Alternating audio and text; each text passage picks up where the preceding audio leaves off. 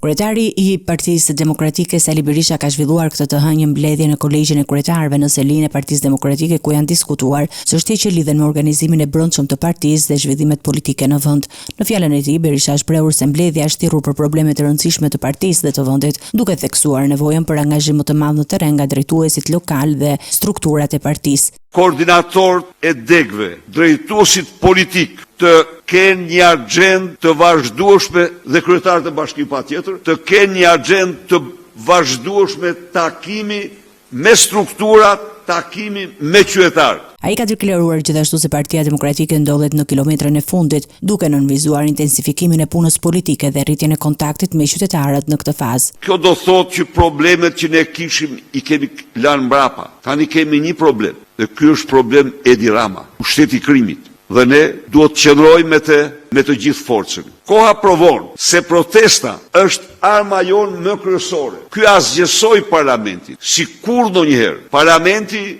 është inexistent, nuk krijon asnjë komision hetimor parlamentar, nuk pranon asnjë interpelancë, nuk pranon asnjë debat me mocion. Deputetëve tanë nuk ju sjellin informacionin, dokumentat sipas ligjit të detyruar. A jep një, po 1000 arsye që ne të braktisim parlamentin. Ne nuk e bëjmë atë. Jo, pikërisht se ai don. Ne nuk e bëjmë atë. Por ne do bëjmë gjithçka me qytetarët kundër tij derisa të largohet nga pushteti. Berisha ka ngritur akuzën ndaj qeverisë duke deklaruar se qytetarët shqiptar do të paguajnë rreth 1 miliard euro nga taksat e tyre për ndërtimin e portit në Porto Romano. Një pasuri publike që shkon në rreth 4 miliard euro shndrohet në Dubajin e 1100 të Edi Ramës.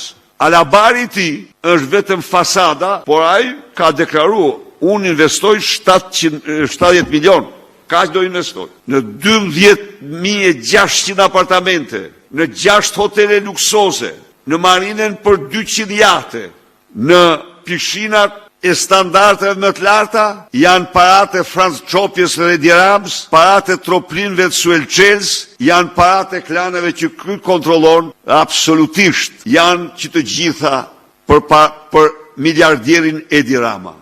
Gjithashtu ai ka akuzuar kryeministrin Edi Rama se ka përdorur 83 mandate për penguar drejtësinë ndaj familjarëve dhe zyrtarëve pranë tij, duke I cilësuar këtë si një pengesë serioze për funksionimin e institucioneve.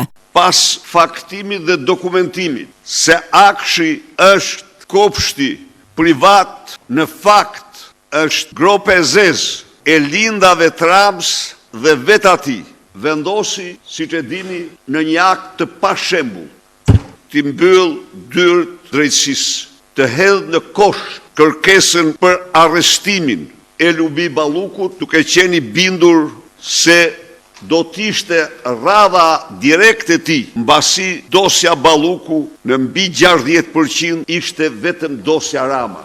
Në përfundim të mbledhjes, Berisha ka përthirrje për organizimin më të fortë në bazë dhe për shtim të takimeve me qytetarët nga përfaqësues Partisë Demokratike si pjesë e strategjisë politike të opozitës.